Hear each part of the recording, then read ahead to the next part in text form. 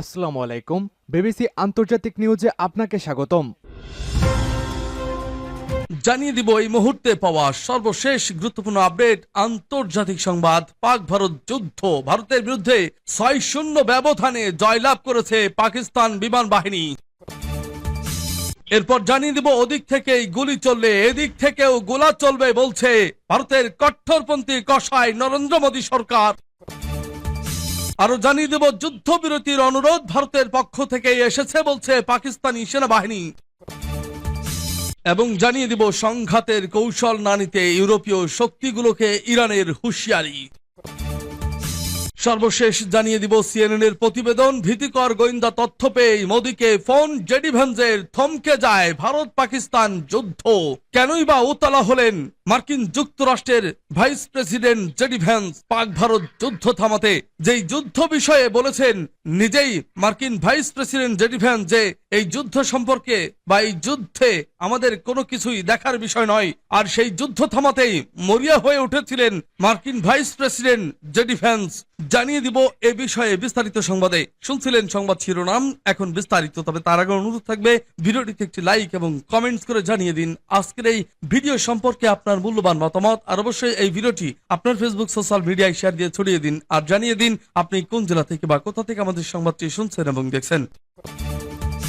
পাক ভারত যুদ্ধ, ভারতের বিরুদ্ধে ৬-০ ব্যবধানে জয়লাভ করেছে পাকিস্তানি বিমান বাহিনী। সাম্প্রতিক সংঘাতে ভারতীয় বিমান বাহিনীর বিরুদ্ধে পাকিস্তানি বিমান বাহিনী ৬-০ ব্যবধানে জয়লাভ করেছে। পাকিস্তান সেনাবাহিনীর মুখপাত্র লেফটেন্যান্ট জেনারেল আহমেদ শরীফের সাথে এক যৌথ সংবাদ সম্মেলনে পাকিস্তান বিমান বাহিনীর PAF senior officer air vice marshal Aurangzeb এ ঘোষণা দেন। খবর শামা টিভির। আল্লাহর প্রতি কৃতজ্ঞতা প্রকাশ করে এয়ার ভাইস মার্শাল আওরঙ্গজেব ভারতীয় আগ্রাসনের কার্যকর জবাব দেওয়ার ক্ষেত্রে পিএএফ এর কর্মক্ষমতার প্রশংসা করেন। তিনি বলেন, শান্তি ও যুদ্ধকালীন উভয় সময়ে পিএএফ পূর্ণ প্রস্তুতি বজায় রেখেছিল।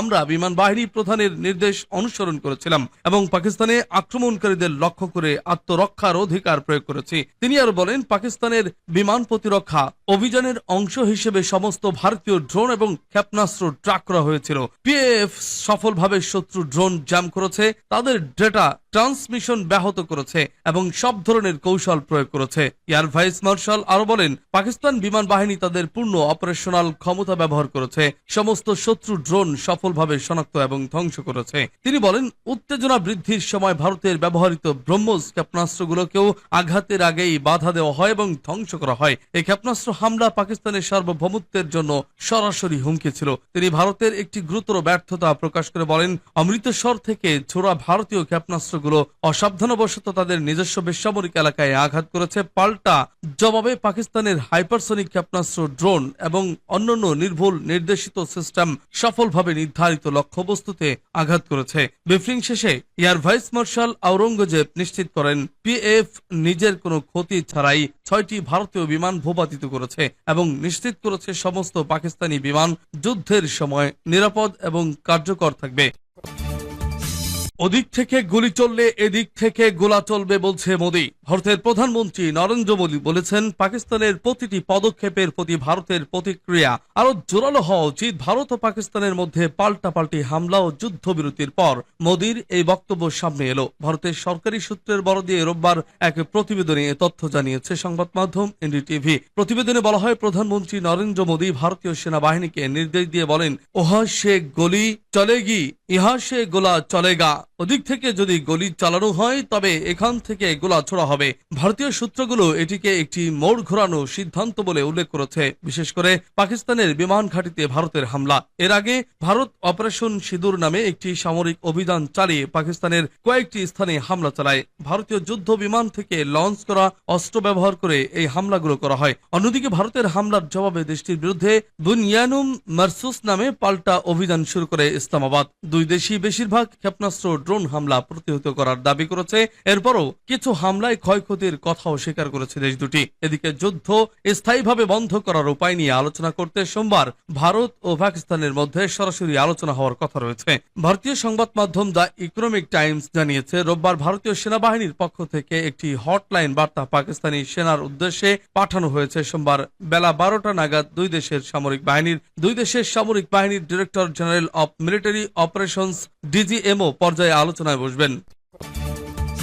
যুদ্ধবিরতির অনুরোধ ভারতের পক্ষ থেকেই এসেছে বলছে পাকিস্তান সেনাবাহিনী। পাকিস্তান সেনাবাহিনী জানিয়েছে সাম্প্রতিক উত্তেজনার মধ্যে যুদ্ধবিরতির প্রস্তাব তারা নয়, ভারতেরই দিয়েছে। দেশটির আন্তঃবাহিনী জনসংযোগ পরিদপ্তরের আইএসপিআর মহাপরিচালক ডিজি লেফটেন্যান্ট জেনারেল আহমেদ শরীফ চৌধুরী বলেছেন, যুক্তরাষ্ট্রের মধ্যস্থতায় নয়াদিল্লি এই অনুরোধ জানায়। তিনি বলেছেন, দুই পরমাণু শক্তিধর দেশের মধ্যে সংঘর্ষ হলে তা গোটা অঞ্চলের জন্য ভয়াবহ পরিণতি ডেকে আনবে। এক সংবাদ সম্মেলনে তিনি বলেন, এটি এমন এক সংঘাত ছিল যা 1.6 বিলিয়ন মানুষের জীবনকে প্রভাবিত করতে পারত। পাকিস্তান দায়িত্বশীলতা ও পরিপক্কতার সঙ্গে কাজ করেছে। তিনি বলেন, যারা যুদ্ধ চায় তারা কেবল নিজেদের স্বার্থ সিদ্ধির জন্যই তা করে। শান্তি দুই দেশের জন্যই মঙ্গলজনক। যুদ্ধের পেছনে যারা আছে তাদের লক্ষ্য সংকীর্ণ রাজনৈতিক স্বার্থ।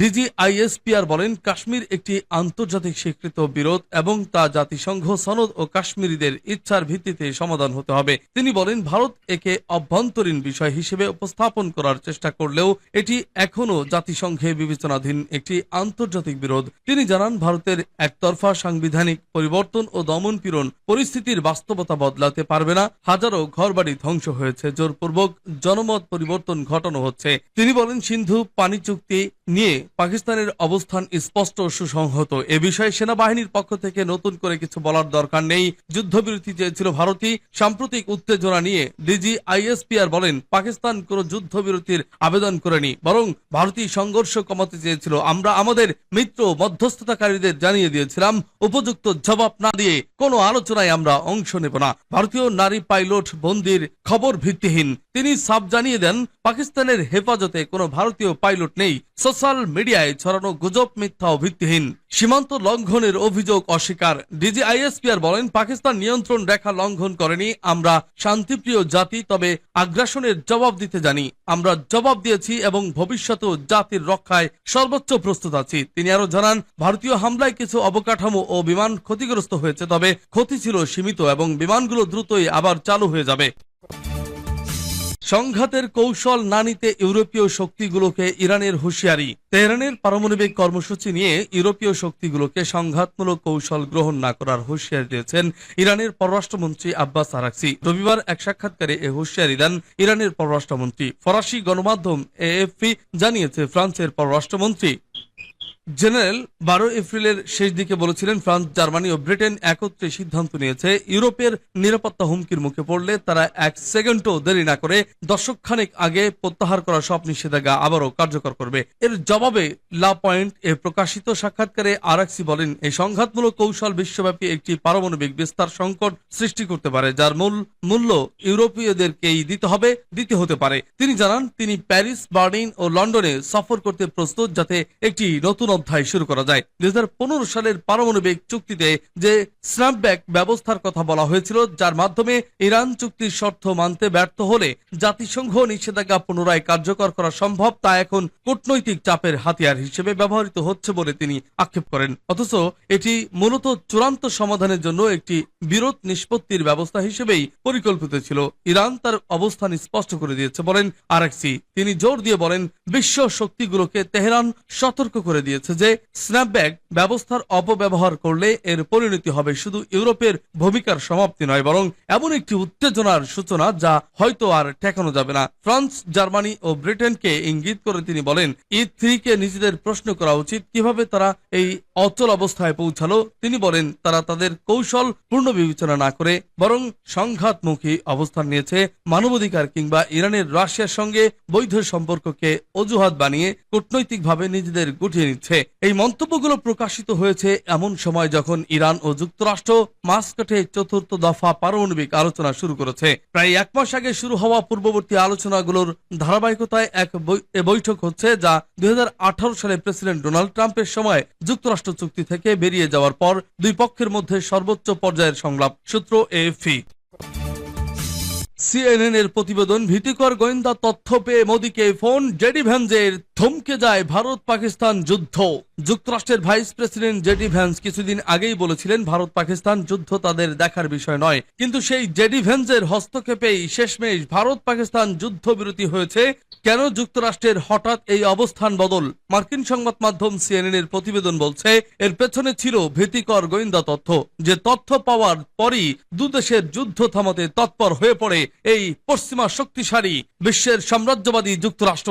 সিএনএন জানিয়েছে ভারত ও পাকিস্তানের মধ্যে উত্তেজনা যখন দ্রুত বেড়ে চলছিল, তখন যুক্তরাষ্ট্রের ভাইস প্রেসিডেন্ট জেডি ভ্যান্স, পররাষ্ট্রমন্ত্রী ও অন্তর্বর্তী জাতীয় নিরাপত্তা উপদেষ্টা মার্কো রুবিও এবং হোয়াইট হাউসের চিফ অফ স্টাফ সুজি ওয়েলস সহ একটি শীর্ষ পর্যায়ের দল পরিস্থিতি নিবিড়ভাবে পর্যবেক্ষণ করছিলেন। এরই মধ্যে শুক্রবার সকালে যুক্তরাষ্ট্র এক গুরুত্বপূর্ণ গোয়েন্দা তথ্য পায়, যা তাদের মতে পরিস্থিতির আরো অবনতি ঘটতে পারত। এই তথ্যের ভিত্তিতে ভাইস প্রেসিডেন্ট জেডি ভ্যান্স সরাসরি ভারতের প্রধানমন্ত্রী নরেন্দ্র মোদীকে ফোন করেন। প্রশাসনের কর্মকর্তারা জানান, ফোনালাপে ভ্যান্স মোদীকে জানান যে হোয়াইট হাউস বিশ্বাস করে সপ্তাহান্তে পরিস্থিতির মারাত্মক অবনতি ঘটতে পারে। তিনি মোদীকে পাকিস্তানের সঙ্গে সরাসরি যোগাযোগ স্থাপনের এবং উত্তেজনা প্রশমনের পথ বিবেচনার পরামর্শ দেন। তখন যুক্তরাষ্ট্রের বিশ্বাস ছিল ভারত ও পাকিস্তানের মধ্যে কোনো আলোচনা হচ্ছিল না এবং তাদের আবারও আলোচনায় ফিরিয়ে আনা জরুরি ছিল। কর্মকর্তারা জানান, ভ্যান্স মোদীকে একটি অপ্রেম বা বিকল্প সমাধানের পথও প্রস্তাব করেন, যা পাকিস্তান গ্রহণযোগ্য বলে ইঙ্গিত দিয়েছিল। এই ফোনালাপের পর থেকেই মার্কো রুবিও সহ পররাষ্ট্র দপ্তরের কর্মকর্তারা ভারত ও পাকিস্তানের নীতি নির্ধারকদের সঙ্গে সারা রাত কথা বলেন। যদিও মার্কিন প্রশাসন যুদ্ধবিরতির খসড়া তৈরি বা আলোচনায় সরাসরি যুক্ত হয়নি, তবে তারা বিষয়টিকে আলোচনার সুযোগ তৈরি করে দেওয়ার অংশ হিসেবে দেখেছে। প্রশাসনের কর্মকর্তারা বলেন, মোদীর সঙ্গে ভ্যান্সের ফোনালাপ ছিল যুদ্ধবিরতির এই প্রক্রিয়ার একটি গুরুত্বপূর্ণ মোড়। সিএনএন আরো জানিয়েছে, ভারত ও পাকিস্তানের পররাষ্ট্রমন্ত্রীদের সঙ্গে মার্কিন পররাষ্ট্রমন্ত্রী মার্কো রুবিওর ফোনালাপ সম্পর্কে জানেন এমন একজন মার্কিন কর্মকর্তা জানিয়েছেন, যখন ভারত ও পাকিস্তানের মধ্যে উত্তেজনা দ্রুত বাড়ছিল, তখন যুক্তরাষ্ট্রের পক্ষ থেকে বিষয়টি শান্ত করার জন্য ব্যাপক চেষ্টা চালানো হচ্ছিল। ওই কর্মকর্তা বলেন, তখন স্পষ্ট ছিল যে দুই দেশের মধ্যে কোনো সরাসরি কথা বলা হচ্ছিল না। তাই আমাদের লক্ষ্য ছিল আমাদের ভারত ও পাকিস্তানের সংশ্লিষ্ট কর্মকর্তাদের সঙ্গে যোগাযোগ করে তাদের কথা বলায় উৎসাহ দেওয়া এবং যুদ্ধবিরতির মাধ্যমে উত্তেজনা কমানোর পথ খুঁজে বের করা। তিনি আরো জানান, এই আলোচনার ধারাবাহিকতায় মার্কিন কর্মকর্তারা বুঝতে পারেন উভয় পক্ষের জন্য উত্তেজনা কমানোর সম্ভাব্য